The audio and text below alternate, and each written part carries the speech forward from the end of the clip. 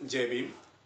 शनिवार दिनांक 20 सप्टेंबर 2025 सम्राट वाचनमध्ये हा पहिला लेख आहे. लेखाचं शीर्षक आहे डॉक्टर बाबासाहेबांची धम्म संकल्पना. त्याचे लेखक आहेत डॉक्टर भगवान धांडे.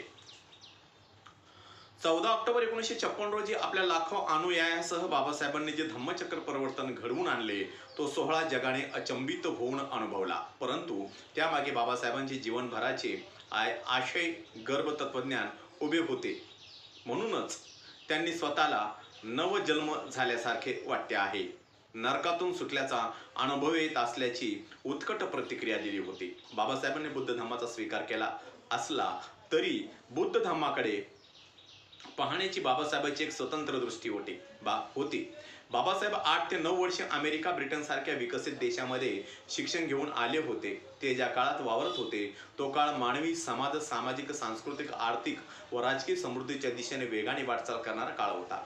अशा परिस्थितीत नव्या काळातील या नव्या मानवाला अनुकूल असा धर्म देणे बाबासाहेबांना आवश्यक वाटले होते. आधुनिक जगाच्या आशा, आकांक्षा व मूल्यांशी भारतीय समाज संवादी झाला पाहिजे यासाठी बाबासाहेबांनी जीवनभर कष्ट घेतले. भारतीय संविधानाच्या निर्मितीत महत्त्वाचा सहभाग घेऊन त्यांनी एका परीने या आशा आकांक्षा अनुरूप राजकीय वास्तव जन्मास घातले. या आशा आकांक्षा जगाच्या आशा आकांक्षा व मूल्यांशी भारतीय समाज संवादी झाला पाहिजे यासाठी बाबासाहेबांनी जीवनभर कष्ट घेतले. भारतीय संविधानाच्या निर्मितीत महत्त्वाचा सहभाग घेऊन त्यांनी एका परीने या आशा आकांक्षा अनुरूप राजकीय वास्तव जन्मास घातले. या आशा आकांक्षा व मूल्य प्रत्यक्ष व्यवहारात येण्यासाठी त्यांना धार्मिक क्रांतीची गरज वाटत होती. ती गरज त्यांनी आपल्या अनुयायासह धम्मचक्र परिवर्तन करून पूर्ण करण्याचा, किमान प्रारंभ करण्याचा प्रयत्न केला. आधुनिक काळात बुद्ध धम्म हाच एकमेव सुसंवादी धर्म आहे हे बाबासाहेबांनी प्रदीर्घ अभ्यासाअंती आत्मसात केले होते. तरीही बुद्ध धम्मास काळाच्या कसोटीवर उतरण्यासाठी बुद्ध धम्माचे प्रचलित स्वरूप कुचकामी ठरू शकते याची बाबासाहेबांना जाणीव होती. त्यामुळे बुद्ध धम्मात समस्या निर्माण करणाऱ्या प्रश्नांचे निर्मूलन करण्याचे त्यांनी निश्चित केले. समाजात सर्वच धर्मामध्ये सुधारणा करण्याचे प्रयत्न बाबासाहेबांच्या पूर्वी ही पुष्कळ झाले, परंतु ते सर्व प्रयत्न तोंडी स्वरूपाचेच राहिले. या प्रयत्नामध्ये धर्मग्रंथांना हात घालण्याचे किंवा त्यांची पुनर्रचना करण्याचे धाडस कोणीच दाखवले नव्हते.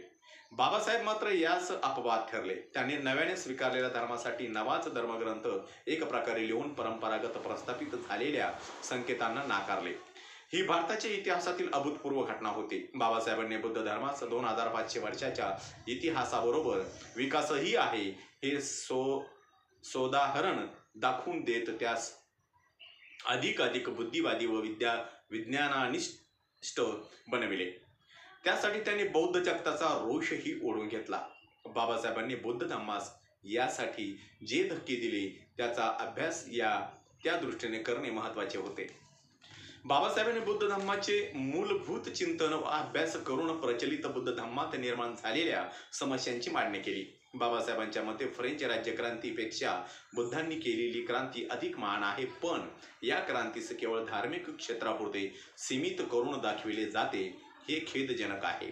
बुद्धांनी केलेली क्रांती यापेक्षा निश्चितच अधिक आहे. बुद्धाकडे देण्यासाठी कोणताही सामाजिक संदेश नव्हता का यावर बुद्धांचे अनुयायी अहिंसा व शांतता यापुरते बुद्धांना मर्यादित करतात, परंतु बुद्धांनी स्वातंत्र्य, समता, बंधुत्व, न्याय यासारख्या मूलभूत तत्वावर जे विवेचन केले या संदर्भातील प्रश्नांना मूलभूत स्वरूपाची उत्तरे दिली ते आधुनिक लेखक, विचारवंत व तथाकथित बुद्ध अनुयायांनी गाळून टाकले आहेत.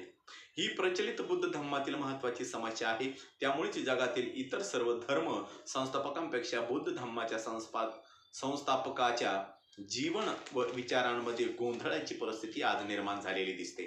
बुद्ध धम्मात बुद्धांची ज्या तत्वांचे प्रतिपादन केले नाही अशाही काही तत्वांना घुसविण्यात आलेले आहे. ही प्रचलित बुद्ध धम्मातील आणखी एक मूलभूत समस्या बाबासाहेबांना वाटत होती.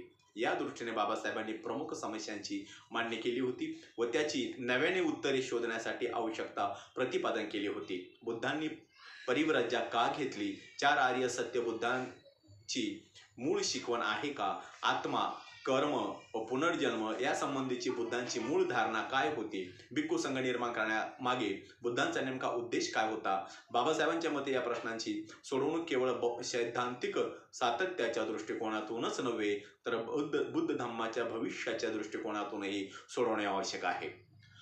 आधुनिक जगाच्या दृष्टीने परंपरेने चालत आलेला बुद्ध आणि त्यांचा धम्म फारसा उपयुक्त ठरणार नाही. ज्यांना बोधी प्राप्त करून घ्यावयाचे आहे अशा मोजक्या लोकांना तो उपयुक्त ठरूही शकेल, परंतु आधुनिक विज्ञान आणि बुद्धिवादी सांसारिक जीवन जगण्यासाठी त्याची पुनर्रचना करावी असे बाबासाहेबांचे आग्रही मत होते.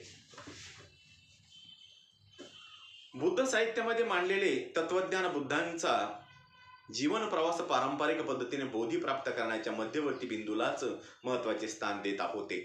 बाबासाहेबांचा उद्देश मात्र बुद्धाचे परंपरेने चालत आलेले चरित्र किंवा त्यांचे मूळ तत्वज्ञान आहे त्या स्वरूपातच स्वीकारून त्याचे स्पष्टीकरण करण्याचा नव्हता, तर त्यांना समकालीन मानव जातीसमोर असलेल्या जीवन अस्तित्वाच्या समस्यांना बुद्ध आणि त्यांचे तत्वज्ञान कसे सामोरे जाऊ शकते व या समस्या सोडवण्यासाठी ते कसे उपयुक्त ठरू शकते हे दाखवून देण्याचा होता. त्यासाठी बुद्ध तत्वज्ञान स्वीकारण्याच्या काही अटीही त्यांनी प्रस्तुत केल्या होत्या, जे सदसद विवेक बुद्धीला पटणारे नाही. वैज्ञानिक कसोटीवर, तर्काच्या कसोटीवर जे उरतच नाही ते बुद्धांचे तत्वज्ञान नाही. जे क्षणिक आहे, काळाच्या कसोटीवर उरत नाही ते बुद्धाचे तत्व असूच शकत नाही, आणि जे मानवता हित विरोधी आहे ते बुद्धाचे तत्व असूच शकत नाही. बाबासाहेबांनी आपले जीवन पुष्पबुद्धाच्या चरणी अर्पण केले असले तरी त्यांनी आपल्या गुरुची जी चिकित्सा करण्याची जीवनभर जपलेले तत्व बुद्ध व बुद्ध धम्म बाबतीत अपवाद केले नाही. पारंपरिक बुद्ध धम्मातील काही प्रस्थापित व लोकप्रिय तत्वांच्या आशे बदलण्याचे व बुद्धांना समकालीन आधुनिक काळाच्या अनुरूप बनविण्याचे महान धाडस बाबासाहेबांनी केले. 4 आर्य सत्य, अष्टांग मार्ग, पंचशील हे बुद्ध तत्वज्ञानाचा आधारभूत गाभा समजले जात असत, परंतु बाबासाहेबांनी 4 आर्य सत्यांना प्रश्नांकित करून या 4 आर्य सत्यांनी बौद्ध तत्वज्ञानात सर्वाधिक गोंधळ घातला आहे अशी भूमिका घेतली. बाबासाहेबांच्या मते ही 4 आर्य सत्य बुद्धांची मूळ शिकवण असू शकत नाही. त्यांच्या नंतरच्या काळात ही 4 आर्य सत्य बुद्ध तत्वज्ञानाचा भाग झाले असावे. बाबासाहेबांच्या मते मानवी जीवनावर नितांत प्रेम करणाऱ्या बुद्धांमध्ये निराशावादी दृष्टिकोन असूच शकत नाही. नितांत प्रेम करणाऱ्या बुद्धामध्ये निराशावादी दृष्टिकोन असू शकत नाही. बाबासाहेबांच्या मते ही 4ही आर्य सत्य बौद्धेतरांनी बुद्ध धम्माचा स्वीकार करण्याच्या मार्गातील सर्वात मोठी धोंड आहेत. 4 आर्य सत्यावर घेतलेला आक्षेप हा प्रचलित बुद्ध धम्मास बाबासाहेबांनी दिलेला पहिला व जोरदार धक्का होता. त्यामुळे बौद्ध राष्ट्रांचा रोषही बाबासाहेबांनी ओढवून घेतला. बाबासाहेबांनी प्रचलित बुद्ध धम्मास दिलेला दुसरा धक्का म्हणजे बुद्धांनी परिव्राजा ग्रहण करण्यामागील पारंपरिक कारण नाकारून त्यास नवीन आधार प्रस्तुत केला. या संदर्भात बाबासाहेबांनी बुद्धांच्या वैयक्तिक व दुःखापेक्षा सामाजिक दुःखाला अधिक पुढे आणले. कारण बाबासाहेबांना धम्म सामाजिक करावयाचा होता. त्यासाठी बाबासाहेब सिद्धार्थ गौतमाच्या ग्रह त्यागाचे पारंपरिक कारण नाकारून शाक्य आणि कोली यांच्यात रोहिणी नदीच्या पाणी वाटपावरून झालेल्या संघर्षाचा व सिद्धार्थ गौतम यांनी केलेल्या कोली यांची बाजू घेतल्याचा संदर्भ जोडतात. पारंपरिक बुद्ध धम्मात बुद्धांचे तत्वज्ञान अहिंसा व शांतता या 2 तत्वांपुरतेच मर्यादित करून ठेवण्यात आले होते. बाबासाहेब मात्र बुद्ध यापेक्षा खूप काही अधिक आहेत हे सांगण्यासाठी आग्रही होते. याकरिताच बाबासाहेबांनी बुद्ध धम्मातील अहिंसेच्या संदर्भातील धारणांना धक्का दिलेला दिसतो. बाबासाहेब या संदर्भात असे म्हणतात की यज्ञात बळी देण्यास बुद्धांचा विरोध होता. तसाच भिक्षा म्हणून मिळालेले मांसाचे दान भिक्खूंनी खाऊ नये या देवदत्ताच्या भूमिकेसही बुद्धांनी विरोध केला. याचा अर्थ जीव हत्येची इच्छा व जीव हत्येची आवश्यकता यात बुद्ध फरक करीत होते हे बाबासाहेब स्पष्ट करतात. बुद्धांनी अहिंसा हे तत्व म्हणून स्वीकारले, त्यास नियम म्हणून कधीही मान्यता दिली नव्हती अशी बाबासाहेबांची या दृष्टीने भूमिका होती. आत्मा, परमात्मा, कर्म, पुनर्जन्म हे खरे तर हिंदू धर्मातील पारिभाषिक शब्द आहेत. या शब्दामध्ये जो अर्थ आहे त्यापेक्षा बुद्धांना काही वेगळे व नवे सांगायचे होते, परंतु भाषाविषयक मर्यादामुळे बुद्धांनी याच पारंपरिक शब्दांचा वापर केला व त्यामुळे बुद्ध धम्मात फार मोठा गोंधळ निर्माण झाला आहे. तो निस्तारल्याशिवाय बुद्ध धम्म गतिमान होणार नाही हे बाबासाहेबांनी कर्मसिद्धांतासंदर्भातील आपल्या मांडणीच्या सुरुवातीलाच स्पष्ट केलेले दिसते.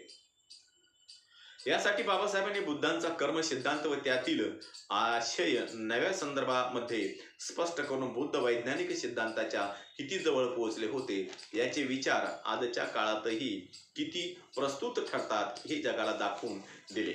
बाबासाहेबांनी या दृष्टीने ब्राह्मणी धर्माचे बुद्ध धम्मात जो शिरकाव केला होता तो निपटून काढला. त्यासाठी त्यांनी ब्राह्मणी कर्म सिद्धांत आणि बुद्धांचा कर्म सिद्धांत यात स्पष्ट भेद केला आहे. बुद्ध धम्मास गतिमान करण्यासाठी बाबासाहेबांनी कर्म सिद्धांतात दिलेला हा धक्का व बुद्धांच्या संकल्पनांचा नव्याने लावलेला अन्वयार्थ पारंपरिक बुद्ध धम्मी यांना मानवणारा नव्हता. बाबासाहेबांनी बुद्ध धम्मास गतिमान करण्यासाठी बौद्ध भिक्खू संघाच्या फेररचनेस सर्वाधिक प्राधान्य दिले. या संबंधी मांडणी करताना बाबासाहेब म्हणतात, भिक्खू संघाची स्थापना करण्यात बुद्धांचा हेतू काय होता हे महत्त्वाचे आहे. बाबासाहेबांच्या काळात बौद्ध भिक्खू संघास अवकाळा आल्याचे स्वरूप प्राप्त झाले होते. सर्वच पातळ्यांवर बाबासाहेबांना भिक्खू संघ आदरास पात्र वाटत नव्हता. म्हणून त्यांनी सुरुवातीला त्रिशरणमधील संघ शरणास विरोध दर्शविला होता. बुद्ध धम्मास राजाश्रयाची सवय लागल्यामुळे बौद्ध भिक्खू आळशी बनले व त्यामुळे बुद्ध धम्माचा ऱ्हास होत आहे. विहारामध्ये भिक्खूंनी स्वतःला बंदिस्त करून घेणे अथवा मर्यादित करणे बाबासाहेबांना आवडणारे नव्हते. म्हणूनच बाबासाहेब म्हणतात, मला चालणारे बुद्ध आवडतात. भिक्खूंनी स्वतःला समाजाची समस्यांची जोडून घेणे आवश्यक आहे.